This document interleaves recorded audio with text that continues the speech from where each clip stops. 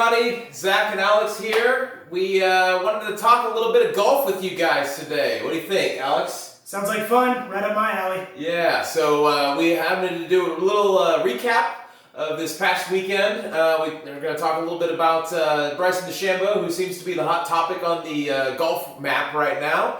But before we jump into that, we want to tell you guys about our first giveaway we're doing. We are a small channel, obviously. We're only about 60 subscribers right now, and we want to get that number up. So for the first 100 subscribers, our first actual supporters, we wanted to thank you all. We're going to have a drawing for a $50 PGA Tour Superstore gift card. Now, if you're not anywhere near a PGA Tour Superstore, it's okay. We can work with you. We can get you either Amazon, we can do Dick's, Sporting Goods, Academy, whatever is your preferred store, we can make it happen. So don't think just because you're not near a PGA Tour Superstore that you can't get involved in this. So in order to get entered, you need to subscribe to the channel and then leave a comment on this video here. Tell us what your favorite video that we've made so far is. Whether it's our Wolf Creek series, if it's the Golf Club of Houston, whatever you think was your favorite video or maybe your favorite moment, but you have to have a comment on this very video in order to be entered into the drawing. So, without further ado, let's talk some golf. Let's do it. Yeah. So we just finished the Rocket Mortgage Classic in Detroit, Michigan, at Detroit Golf Club, Donald Ross design. Really cool course. I enjoyed watching it, and this thing pretty much turned into a two-man boat race from the get-go. Who was involved with it there, Alex? So it was the up-and-comer from Oklahoma State University, another product, by the way, Matthew Wolfe, and the established, on-fire Bryson Dechambeau, the scientist. Yeah, and it was back and forth really the whole way. So at the end of round 3, Matthew Wolfe was at the top of the leaderboard. And I like to think that I am Matthew Wolfe. Why do I say that? Well, this guy apparently gets off on ice cream trucks, which I also do that. So if you don't know the story, in the 3rd round, at some point, there was an ice cream truck that was going by as he's reading the putt for eagle, and he ends up making the putt. Afterwards, he's in a press conference basically throwing a shout out to the ice cream truck for getting him in the right frame of mind to make that putt. So ice cream equals putts made. Yeah, well, not quite. Not for me, at least. So, but anyway, so Bryson was in the group in front of Matthew Wolfe. Matthew Wolfe is in the back. He's playing with Ryan Armour in the final group. Is that right? I think that's right. I don't remember who was in the group with them. Anyways, they fell apart, whoever it was. Yeah. Bryson Dechambeau jumped out of the gate early. He birdied 3 of the first 4 holes and really set himself up for a good round. Yeah, it was a very fun watch. And to be honest, this is the first full round of golf I've watched since it came back. And man, did I pick a good one. Yeah. It was on fire from beginning to end. Like you said, slow start for Matthew Wolfe. Hot start for Bryson Dechambeau. Yeah. Matthew picked it up there in that middle section. That back 9 was just must-see PGA Tour. Oh, yeah. And the must-see part really came in on around 14, which is the par 5.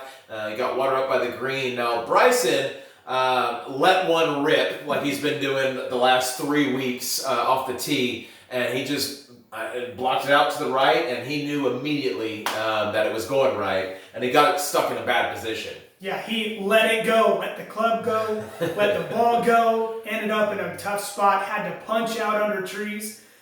Didn't think in a million years with that shot he'd reach that water. And sure enough, that sucker ran all the way into those rocks and had to take a drop. Yeah, and you could see, as soon as he hit it, he goes, well, wait a second, hold on, where are you going? And it just trickled right, like you said, just enough to get into the rocks to where he had to drop. Let me tell you, I've been there many times. There's no way this is getting to that water, but it's in the water. Yeah, exactly. That's golf, I guess, right? So all this is going on, and he's having a mini meltdown on 14. Meanwhile, Matthew Wolfe, who's kind of seems to be laid back. He doesn't get super stressed on the course, which could be why he's really succeeded so well at such a young age. He doesn't even know what's going on behind him.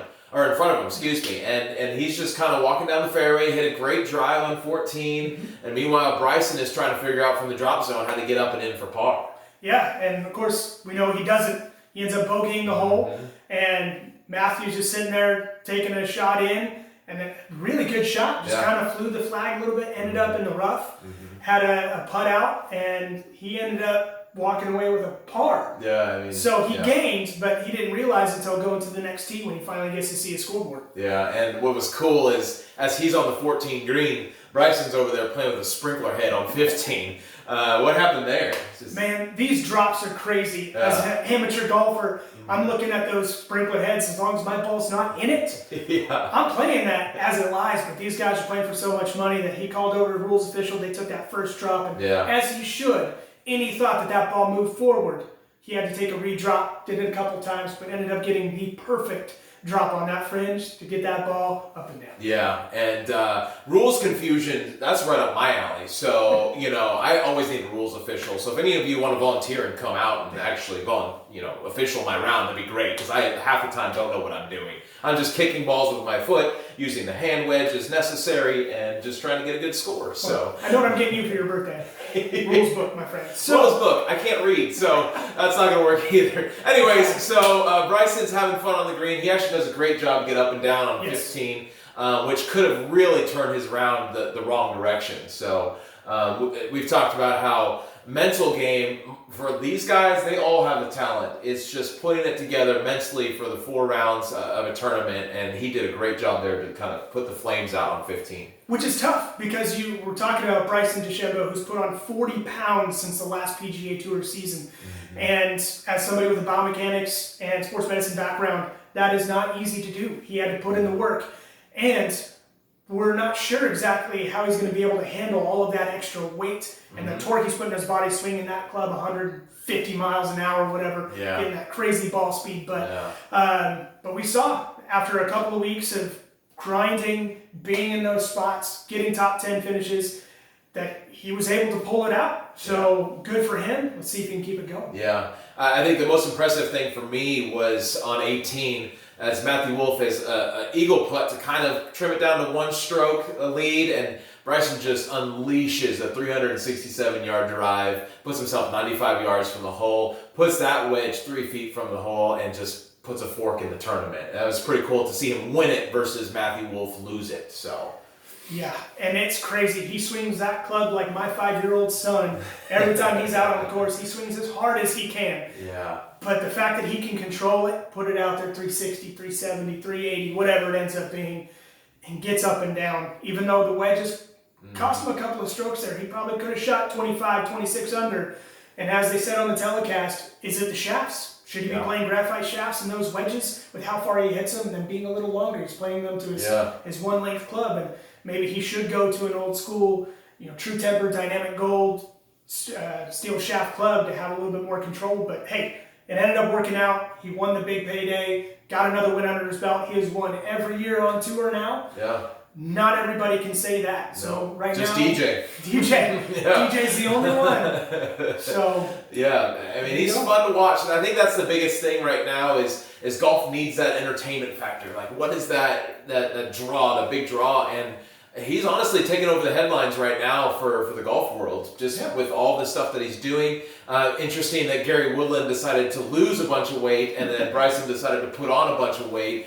They both can hit the ball a country mile, but right now Bryson is just lapping the field. Now, that being said, Matthew Wolfe was still sticking him out there 340, almost 350 with his drives too. So it's fun to see these young guys coming out and just giving the ball hell and really sending it out there. So really cool to watch. Talking about Bryson, he's obviously the controversial topic, and he's got his fans, people that really like what he's doing, and then you have the other side that kind of see him as a gimmicky, too much going on, and where do you kind of stand on that, Alex? So to be honest, I'm on the anti-Bryson side for right now. Is he good for the game? Yes. Mm-hmm. But do I enjoy watching him? Kind of not. I look at him as somebody who's got a temper issue. He's a little entitled, which is a big word out there right now. But he can be, especially that meltdown he had when he had to go and talk to the cameraman. That doesn't look good for your brand. Those are your words. Protect the brand. Well, keep your mouth shut. You're in the public eye. You're playing for $1 million every week. And you're going to have some bad holes. And showing a little emotion is not bad. Just don't dress down somebody who's getting paid to put you on film. Yeah, I agree with that. Now, I will say I am a fan of Bryson. I love watching him just give all he's got in every tee box. He's not going to leave you short at all. My only issue, honestly, with him is he went to SMU. So as a University of Houston grad, whatever, SMU. But I love how he has taken a game that for so long has been played a certain way, this is how you should play it, and he's turned it on its head. He's trying to maybe not revolutionize the sport, but the way that he's playing it is the best way for him to succeed, which is what everybody should be doing. Their goal is to win every week. And the last 3 tournaments since we've been back, he's been right there. 4 tournaments since we've been back since the COVID break. He's been on that leaderboard every week, which shows you, long term, is this going to work? I don't know. It's, you're just hitting balls over and over as hard as you can. It may take a huge physical toll on them, but you know what? If you're top 10 every week that you play, just play half the number of tournaments and keep your card and still win a lot of money. So yeah, and we're talking 2 very different style of games here in Matthew Wolfe and Bryson Dechambeau. Bryson, the scientist, playing the one-length clubs with the machine swing, with the jumbo grips, and all of that crazy stuff that he's doing. The goofy hat some people don't like. Doesn't bother me whatsoever. Yeah. I'd gladly wear one of those. And then you got Matthew Wolfe. Homemade swing, freakish. That thing goes so far outside, so far inside. He slides his leg, almost Jim Furyk-esque. Yeah. But if you took Jim Furyk, Tommy Gainey, threw them together and gave this kid some athleticism, that's what you got. Yeah, and it's a lot of fun to watch. I've seen Alex try and do some of that hip action there, and that's pretty entertaining stuff. So, but he makes it work, and that's the most impressive thing. Him and Bubba Watson, same idea where they just kind of throw something together, and it works really, really well. And you shout out to him. You don't have to be the traditional perfect Adam Scott swing to be successful on the tour. Exactly. Now, can this be sustained is the other question when it comes to Bryson Dechambeau. So sidebar on the length issue here, when we're talking about that 8-iron that Bryson Dechambeau hit 220 yards into that par 5. When you look at his numbers, the lofts on his club, he has juiced those lofts beyond even the strong lofts that you see coming off the shelves of new clubs. He was playing an 8-iron at a 7-iron loft. So, yes, even a 7-iron 220 is pretty impressive, but we've seen it done time and time again. Yeah. So when they're talking about a 220-yard 8-iron, let's take a step back and say he's got that loft really strong. So, and then he's hitting that driver 5 degrees, as opposed to most tour players who are playing at closer to 10.5 to 12 degrees. So he's still a freak. Yeah. He's still got the speed and the power and the size, obviously. But grain of salt every time you hear about some of those numbers he puts out there, because he is juicing the numbers a bit in my mind. Yeah, and honestly, I don't know a whole lot about the specs on the clubs, and I'm a relatively new golfer, especially the equipment game. So Alex was explaining it to me as we were talking before airing this, and a lot of it's still over my head, but I do understand that, you take 3 or 4 degrees of loft away, it's going to go further. It's going to make a significant difference. That being said, it doesn't matter to me if it's a 7 or an 8-iron. Either of those going 220 to me is beyond comprehension for me to hit. So that's a smash 4-iron for me. So yeah, so it's still impressive. Now the pros can do that. A lot of them are able to do that, but still, it has to be taken into account when we talk about Bryson and these numbers, and even Matthew Wolfe with his numbers too. So that's a fair point for sure. But can he, week in, week out, grinding, lifting weights, hitting balls, playing, is this going to be sustained? Is he going to get any injuries to that knee, to that back, like Tiger, like Freddie with the smoothest swing in golf? Silky smooth. He still has back issues. So all we're going to do is be entertained for the years to come and see what happens. Yeah, and these guys are both young, and hopefully it's something that for the next decade or so we can continue to watch them really go at it. It's fun to see the young talent on the tour. It's constantly changing. You've got Colin Morikawa, who's also really fun to watch. You've got Victor Hovland, who is also really fun to watch, and there's a constant overturn of new talent, and it's exciting to watch. So Bryson right now is kind of leading the way as far as headlines go, but I think as we go more and more towards the majors, then you're going to start seeing some other fun names pop up. So yeah, Ricky Fowler, he's looking like he's coming back, so I'm excited. I'm a big Ricky fan. I'm a little guy. He's a little guy. He hits the ball a mile. I try to hit the ball a mile. Yeah, maybe not quite as far as him, but yeah, I mean, he's definitely had a great Sunday round. Yeah. He went off early. I think he shot a 65 or 66 on Sunday. So it'd be good to see. Ricky's good for the sport too. He is.